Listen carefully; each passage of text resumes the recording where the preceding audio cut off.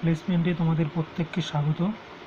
দেখো, এই সপ্তাহের যে কর্মক্ষেত্র যেটা 17ই জুলাই প্রকাশিত হয়েছে, তার যে খবর হিসাবে যে রিক্রুটমেন্টগুলোর খবরগুলোকে হেডিং করা হয়েছে সেটাই তোমাদের সঙ্গে আমি শেয়ার করছি।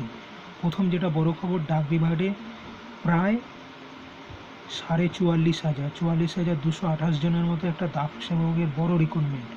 3 রকমের মূলত পোস্ট আছে। ডিটেলসটা পড়ে নিয়ে সেই মতো তোমরা অ্যাপ্লাই করবে এবং তার জন্য মাধ্যমিক পাস কিন্তু মূলত হতেই হবে।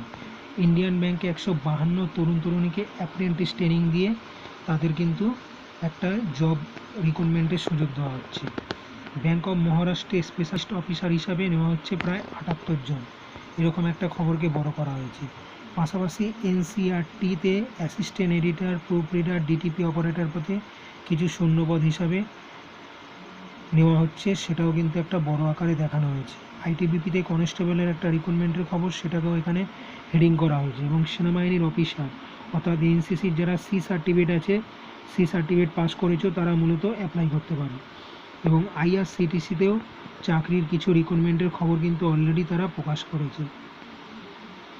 চ্যানেলটা লাইক করো, শেয়ার করো এবং মতামত জানাও, কমেন্ট প্রকাশ করো।